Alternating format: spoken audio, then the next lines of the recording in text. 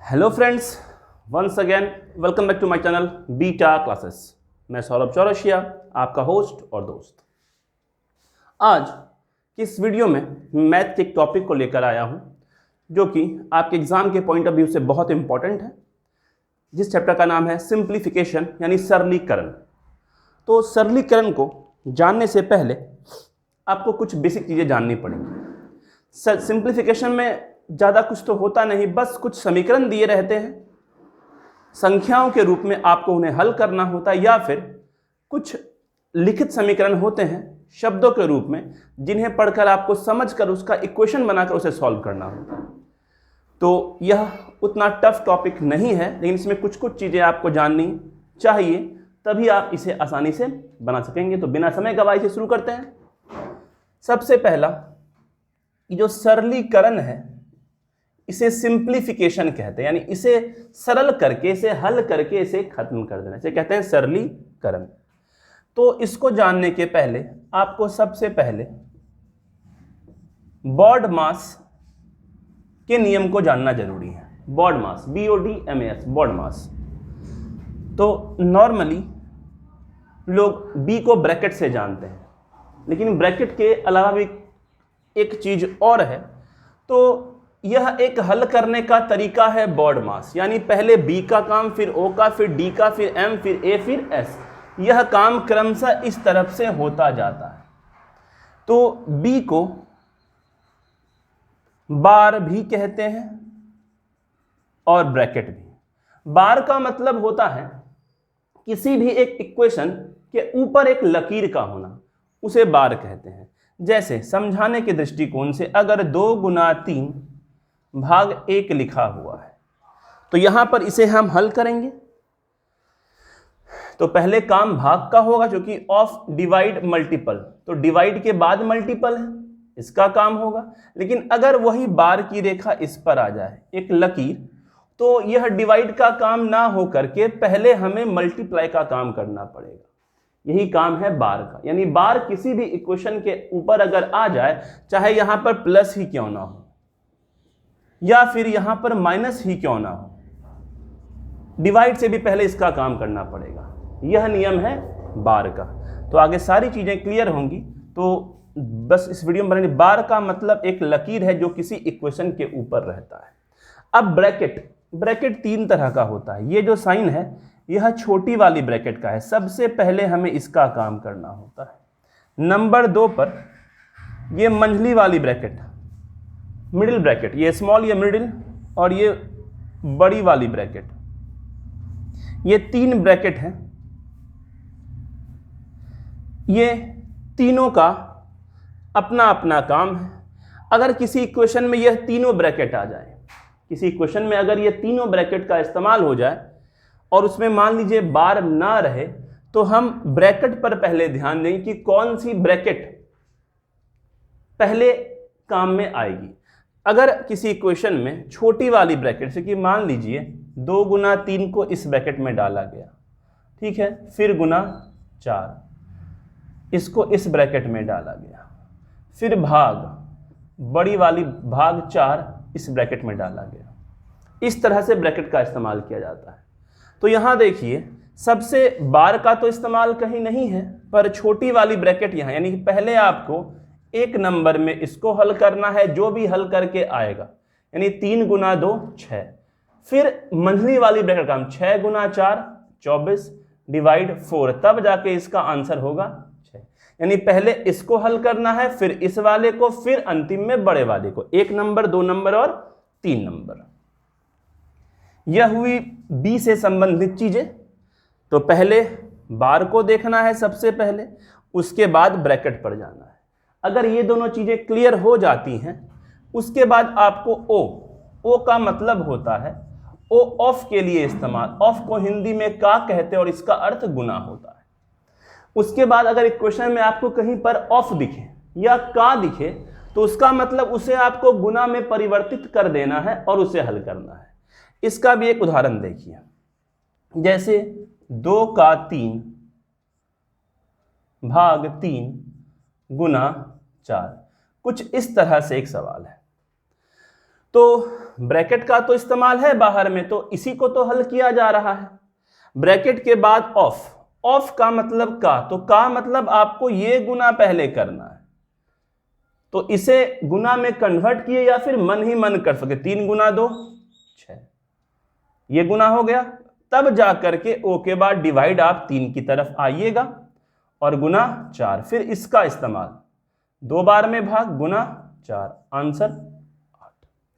तो जब कभी ऑफ दिखे और गुना भी दिखे तो बहुत लोग गलती क्या करते हैं, पहले इसे तुरंत चेंज कर देते हैं और बाद में भूल जाते हैं कि कौन ऑफ वाला का है। तो आप ऐसी गलती ना करें, जहां आप का देखें आप डायरेक्ट गुना करके ही लिख दें, उसके बाद आप भाग और गुना का काम करें। तो यह था ऑफ का मतलब और उसका इस्तेमाल। अब हम आते हैं डी की तरफ। डी डिवाइड, यानी ऑफ के बाद किसका काम करना है, डी मतलब डिवाइड का। उसके बाद एम मल्टीप्लाई, उसके बाद इस ऑफ के बाद डिवाइड और उसके बाद नॉर्मल वाले इनटू का इस्तेमाल करना है। फिर ए फॉर ऐड जोड़ का, और अंतिम में सब्सट्रैक्शन यानी माइनस का इस्तेमाल करना है। तो यह है बेसिक बिल्कुल चीजें जो सरलीकरण में आपको आएंगी, और इसी सरलीकरण में आपको भिन्न का जोड़, भिन्न का घटाव, मतलब जोड़ घटाव गुना भाग का ब्रैकेट सब कुछ का इस्तेमाल होगा। इसमें दशमलव भी मिलेगा, इसमें कुछ समीकरण भी मिलेंगे जो कि आपके परीक्षा में पूछे जाते हैं। तो इन सभी सवालों पर हम चर्चा करेंगे। बस इस वीडियो में अंत तक बने रहिए और इसका पूरा पूरा लाभ उठाइए। आइए आगे कुछ सवालों को करते हैं जिससे आपकी सारी चीजें क्लियर हो जाएंगी। बस इस वीडियो में अंत तक बने रहिए। तो आइए देखते हैं इस पहले सवाल को। यहां पर आपको सारी चीजें दिख रही हैं, जैसा 3 ब्रैकेट के बारे में मैंने बताया, ये छोटी वाली, ये मंझली वाली और ये बड़ी वाली।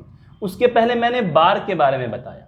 तो बॉडमास के नियम के अनुसार से BODMAS, बी फॉर ब्रैकेट से भी पहले बार होता है, तो हम पहले इसे हल करेंगे।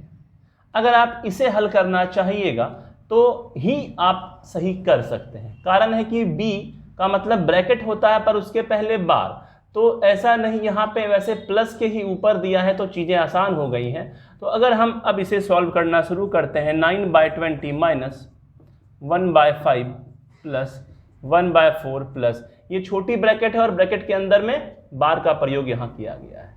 तो अब हम इसे हल करते हैं, ये ब्रैकेट टूटेगा 5/6 जब हम इन दोनों को हल करके रखेंगे तो 1/3 प्लस 1/2 जब आप इसे जोड़िएगा तो यह 5/6 के रूप में आएगा। अब देखिए यह एक प्लस एक माइनस, ये कट जाता है, ये प्लस और माइनस, अगर गुना होता तो मैटर अलग था। यह प्लस और माइनस ये कट के 0 की वैल्यू, यानी ये कैंसिल, ये वैल्यू आया 0 का, यानी 9/20 माइनस 1/5 प्लस, यहाँ तो 0, जब 0 इसमें ऐड होगा तो ये 1/4 के रूप में ही रहेगा। अब इन दोनों को जोड़ना है, 9/20 दोनों को जोड़ने के बाद माइनस 9/20 फिर से कट के उत्तर आया 0। तो जैसा कि आपने यहाँ देखा, सबसे पहले बार का प्रयोग हुआ, फिर उसके बाद छोटे वाले ब्रैकेट को खत्म किया गया, फिर मंझले वाले ब्रैकेट को खत्म किया गया, फिर बड़े वाले ब्रैकेट को खत्म करके तब जा करके जो बाहर में क्वेश्चन था माइनस ये प्लस, ये माइनस कट के आंसर आया। तो इस तरह के सवाल इसी तरह से बनते हैं। बॉडमास के नियम के हिसाब से ये काफ़ी हल्का सा सवाल था। अब हम चलते हैं अगले सवाल की तरफ जो थोड़ा डिफरेंट है, पर एग्जाम के दृष्टिकोण से बहुत महत्वपूर्ण है। तो देखते हैं इस सवाल को। यहाँ पर कहा जाए यदि 2 बराबर ये तो x का मान, यानी 2 बराबर इक्वेशन कुछ इस तरह का है। इस तरह के सवालों को हल करने के लिए हमें इसे नीचे से हल करना पड़ता है। जब भी हल करना है तो नीचे से। देखिए इसको पूरे अच्छी तरह से आपको समझना है। x+1 यहाँ जो लिख दिया गया। अब देखिए एक और इक्वेशन लिखिए 1+1। यहाँ पर क्या है, ये वाला पोर्शन हमें पहले हल करना है। हल करना है हमें नीचे से। तो 4 × 3 12, 12 1 13, ये क्या बना 13/4। तो यह तो मेन बटा है, तो यह 4 कहाँ जाएगा ऊपर। यहाँ पर चूंकि 1 है तो 4 से 1 में ही गुना होगा। अगर यहाँ 2 होता तो 2 से गुना होता। तो अगले स्टेप में ये बनेगा 2 बराबर x+1/1 प्लस, ये 4 ऊपर गया, 4 गुना 1 4 बटा यहाँ 13। फिर से ये इस इक्वेशन में आ गया, तो फिर अब इसको हल करना है। अब हम इसे हल करते हैं। अब तीसरा स्टेप हम यहाँ बनाते हैं। अब इसे तो 13 यहाँ देखिए 2 बराबर x प्लस 1। अब इसे हल करना है। 13 गुना 1 13 जोड़ 4 17 बटा 13। फिर से मेन बटा तो ये है, तो ये जाएगा ऊपर। तो अब इक्वेशन क्या बन रहा है, 2 बराबर x प्लस 13 बटा 17। अब बस आपको x की वैल्यू निकालनी है। सवाल अब बिल्कुल आसान हो चुका है। तो इसे आप इधर ले आइए, यानी 2 माइनस 13 बटा 17 बराबर x। 17 गुना 2 34, 34 में से 13 गया, 21 बटा 17 बराबर x, यानी x की वैल्यू ये है। अगर ये आंसर है तो ठीक है, पर अगर मिक्स्ड फ्रैक्शन में है तो 17 से लगाइए भाग। 17 से एक बार में 17 एकम 17 4, यानी 1.4 बटा 17, यह इसका आंसर है। तो इस तरह के सवालों को आपको जब भी हल करना है नीचे से हल करना। एक सवाल और जिसमें मैं इसमें जहाँ पर प्लस की साइन है उसे माइनस करके बताता हूँ, तो ये सारी चीज़ें क्लियर हो जाएंगी। आइए बने रहिए इस वीडियो में अंत तक। देखिए इस सवाल को, यहाँ पर इसे हल करने के लिए नियम वही है, नीचे से हल करना पड़ेगा, पर यहाँ 1 माइनस एक्स का यूज किया गया है। तो इसे हम बारी बारी से ब्लॉक बाय ब्लॉक समझते हैं। सबसे पहले नीचे को हल करें तो हम इसे लिखते हैं पहले 2x बाय, यह मेन बटा है 1 प्लस 1 और 1 प्लस x 1 माइनस एक्स बराबर 1 दे रखा है। तो पहले आपको इसे हल करना है। जब 1 माइनस एक्स से आप 1 में गुना करते हैं तो कोई परिवर्तन नहीं होता है, यानी हूबहू यही संख्या आएगी। अब प्लस यानी ये गुना ये, इसे जब 1 से गुना करेंगे तो ये हूबहू 1 माइनस एक्स ही बचेगा और उसमें आपको बस प्लस एक्स जोड़ना है। तो देखते हैं इसको यहाँ करके। अब इसे सीधा हल करके हम वहाँ रखते हैं, या फिर इसको देखिए हम यही हल कर रखते हैं। जब ये इससे गुना होगा और इसमें जुटेगा, ठीक है, यह इससे गुना हुआ हूबहू और यह इसमें जुटेगा, यानी 1 माइनस एक्स और प्लस एक्स, यह मेन बटा है और नीचे में 1 माइनस एक्स, यहाँ प्लस माइनस कैंसिल, यानी यहाँ क्या बचा 1 बटे 1 माइनस एक्स। ये कहाँ जाएगा, ऊपर की तरफ। तो अगला जो स्टेप होगा 2x बाय 1 प्लस, ये ऊपर जाएगा, ये ऊपर जाएगा। तो यहाँ पर ऊपर आएगा 1 माइनस एक्स। 1 से गुना होने के बावजूद इसमें कोई परिवर्तन नहीं होगा, तो यह इसी रूप में रहेगा। नीचे में कुछ नहीं है तो 1 बराबर यहाँ पर 1। अब फिर से 1 गुना 1 की वैल्यू 1 और इस 1 गुना 1 की वैल्यू 1 और 1 को इसमें जोड़ना है। तो अब अगला स्टेप क्या है, यहाँ बनाते हैं। ये इससे गुना हो रहा है, यानी 2x ऊपर में है, यह 1 गुना 1 1 और 1 को इसमें जोड़ना है। तो 1 1 2 माइनस एक्स बराबर 1। अब इसे आगे बढ़ाते हैं, कोना कोना गुना होता है, यानी 2x बराबर 2 माइनस एक्स। ये माइनस इधर आएगा, यानी 3x बराबर 2, यानी x बराबर 2/3। तो यह सवाल थोड़ा उससे अलग था। तो इस सवाल को ऐसे बनाया जाता है। आगे कुछ अलग अलग सवाल मैं सरलीकरण में लेकर के आऊँ जो डिफरेंट टाइप के होंगे। आप इस वीडियो में अंत तक बने रहिए। देखिए इस सवाल को हल करने की विधि। यहाँ पर कहता है यदि x स्टार y बराबर 3x प्लस 2y हो तो इसकी और इसकी वैल्यू दोनों को निकाल करके जोड़ के आपको इसका वैल्यू बताना है। तो चलिए देखते हैं इस वीडियो को। यहाँ x प्लस वाई बराबर ये, तो यहाँ एक क्लू है आपको। यहाँ पर x प्लस नहीं x स्टार है, तो ये x की वैल्यू यहाँ 2 और y की वैल्यू यहाँ 3। एक बार आपको यहाँ रखना है, यही क्लू है। x स्टार y तो 2 स्टार 3, यानी x की वैल्यू 2 और y की वैल्यू 3। तो अब हम इसे हल करते हैं, यानी यहाँ पर आपको x की वैल्यू 2 और y की वैल्यू रखनी है 3।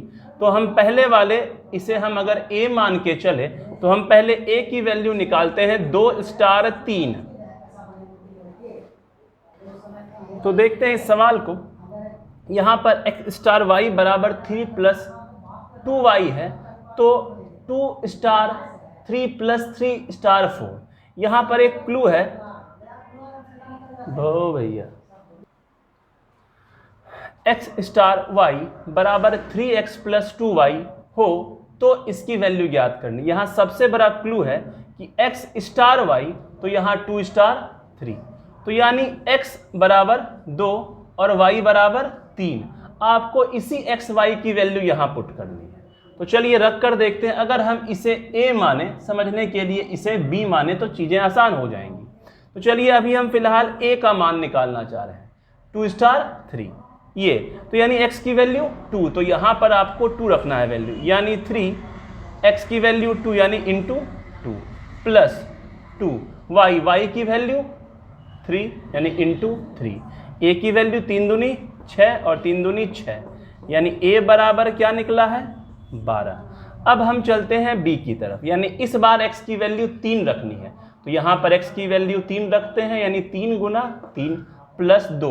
y की वैल्यू देखिए, y की वैल्यू इस बार 4 रखनी है, तो यहाँ 3 गुना 3 9 और 4 दूनी 8, यानी जुड़ करके 17, यानी b की वैल्यू 17। तो a की वैल्यू ये और b की वैल्यू ये, यहाँ किताब a और प्लस b की बात कर रहा है, यानी a प्लस b बराबर 12 जोड़ 17, यानी आंसर आया 29। तो इस तरह के सवाल एसएससी की परीक्षा में पूछे जाते हैं। तो आगे भी कुछ और सवालों को मैं लेकर के आऊँगा। आपका इस वीडियो में यहाँ तक बने रहने के लिए बहुत बहुत धन्यवाद। अगर आपको ये वीडियो अच्छा लगा तो इसे लाइक, शेयर और सब्सक्राइब करें। फिलहाल आज के लिए इतना ही। आपका दिन शुभ हो। जय हिंद, जय भारत।